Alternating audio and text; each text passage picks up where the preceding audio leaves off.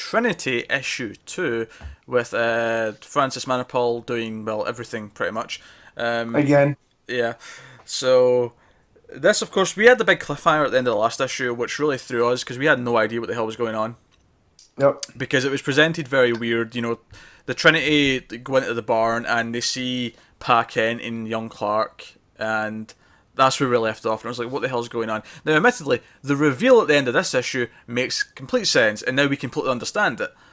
But at the time, it was like, you know, proper mind-boggling. So, Black Mercy and Poison Ivy, of all things. So it's a team up that kind of makes perfect, like it's a combination, makes so much sense that it's like, hang on, has this not been done before? Oh yeah, I'm not questioning the team up. The team up does make sense.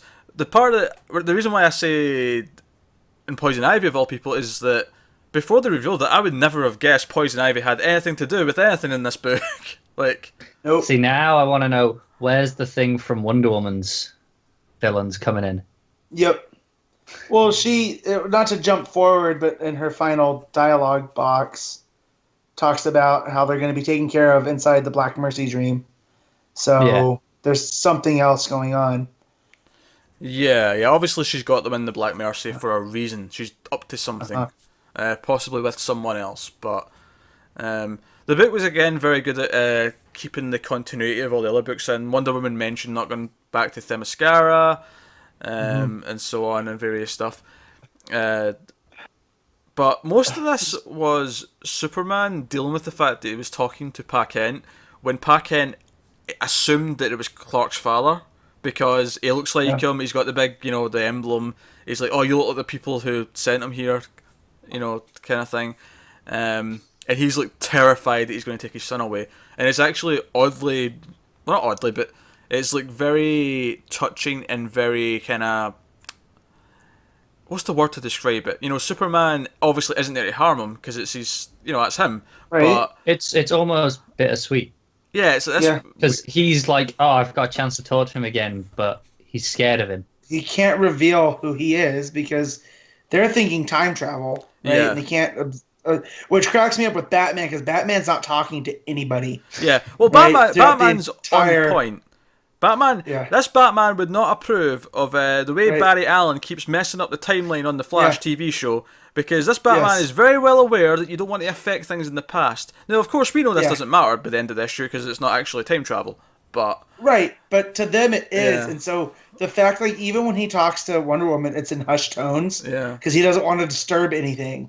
Yeah, and so I don't want to blow that blade of grass too hard. And so that just cracked me up, But no, with Pa Kent, and like, you're not gonna take my son away, are you? And the whole heart attack thing, which they're starting to get back into the continuity, because up until now, the New 52 continuity was that they died in a weird car accident, right? Because of Mxyzptlk and that whole thing in action. Let's not talk about it.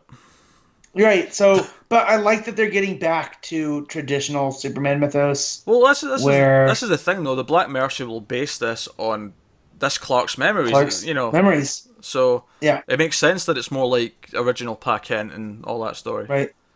And so no, it's a very very touching story actually.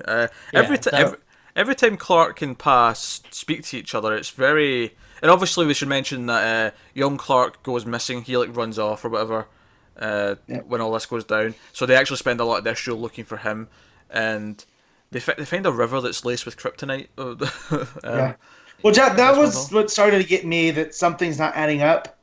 Because up to that point, I was like, this could still be time travel. Because even the opening, I think with one of the opening couple of caption boxes says Smallville somewhen. Where? Yeah. So, but yeah, so he falls into the Kryptonite River, and young Clark had kind of disappeared, right? Like, because he had followed that weird voice through there. So, and then of course we get the Poison Ivy reveal at the end with John. Before that, when Pa Kent pulls Clark out of the river and he gives him that little speech. Oh, that's best bit. So good. Well, that's also where he taught him to swim, right? And the fact that he's not swimming.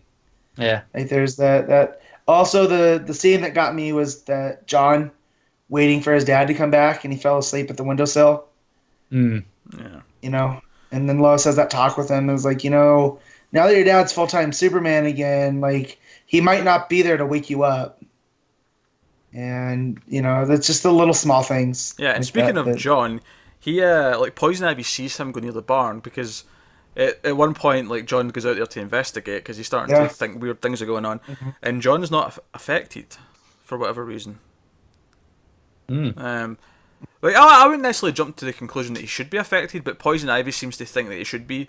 So I will take that to mean that for some reason John is either immune or whatever. I don't know. Yeah, we'll see. But Poison Ivy, drawn by Manapul, looks like classic costume. Yeah. Fantastic. Yeah, that's the other thing. I mean, I assume this was the other book with the possible best art of the week that we were talking about. Oh, yeah. Yep. Easy. Yeah, but of course. Usually also this the would trench have coat, no competition. Yeah. I was going to say, the trench coat with the leaf beard, because Poison Ivy's in disguise. That was a nice little touch. So, you don't have to I like the fit trench stuff. coat in general. I think, I don't know. I think it works. If she leaves it on but open, I think it kind of really works. Yeah. It's also worth mentioning that Clark's not actually been back in Smallville for like such a long time at this point. So even him being kind of homesick and like feeling the place and all that, which is a very Black Mercy thing. It's putting people back in places they've not been able to go back to. Yeah. It's basically a nostalgia drug. Like, I mean, because that's my favorite Superman story of all time is for the man who has everything, and that's the Black Mercy issue. So, like, it's great to see him play on that. Yeah. Yeah. No, fantastic stuff. Again, Trinity is definitely one of the books to look out for. We're going to Gotham next time. Yeah. Which now we're going to get, Batman's, so are his parents going to be there? Is it going to be Alfred? Like, what are we going to do? I can't wait to see him trying not to mess anything up in the timeline. Yep. In his own town. Yep. Oh, that's going to be so good. Yeah. But that's the thing, too, about Manapul is he's nailing all the characters. Like, it's not fair that he can nail all the characters and draw them all It's not, is it? I would suspect then if the next issue's in Gotham, that the issue after that will be in Themyscira. And then the last issue of the arc would be them coming out and dealing with things. What I really want to know is, do they give them a reason for going to Gotham, or do they just appear like in a dream? Well, like they're just in Gotham. Well, think about the way it transitioned into this in the end of the last issue. It was open a door, and there we are. And they were there, yeah. So, but that was when they could go behind that cave and end up in Gotham. You know what I mean? That's true. Yeah, or maybe they're still looking for young Clark, right? Yeah. I mean, maybe they go into that cave and they end up in the Batcave. It's just like it's that weird way that dreams kind of merge places that shouldn't be together. Yep. I hope Batman notices. Because it's the sort of thing he should notice. But yeah. Well, he should be the one that realizes they're in Black Mercy or whatever. Like, yeah. Well, it doesn't seem like they're unaware of like because they're all aware that they're somewhere they shouldn't be. So I don't for a second think that they're going to wander through the cave, get to the Batcave, and go, "Oh, this is normal." No, they're going to question it and go, "Wait a minute, we're in the Batcave now."